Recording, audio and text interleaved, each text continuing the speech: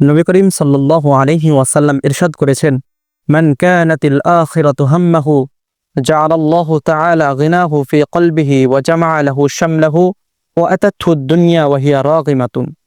যে ব্যক্তি আখিরাতকে তার নিজের সামর্থ্য বানিয়ে নিবে, নিজের হিম্মত বানিয়ে নিবে এবং নিজের সমস্ত বিষয়কে আখিরাতের জন্য গুছিয়ে নিবে, আল্লাহ পাক রব্বুল আলামিন জামাআ লাহু শামলাহু, তার সমস্ত বিষয়কে গুছিয়ে দিবেন, একত্রিত করে দিবেন।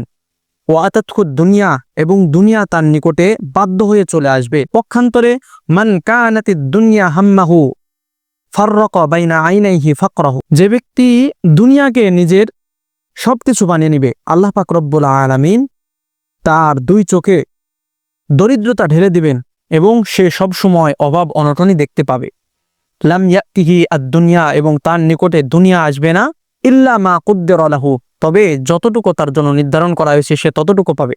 এক কথায় বলা যায়, যে ব্যক্তি আখিরাতের জন্য ছুটবে, আখিরাতের জন্য প্রয়াস চালাবে, আল্লাহ পাক রব্বুল আলামিন তাকে দুনিয়া এবং আখিরাত উভয়টা দান করবে।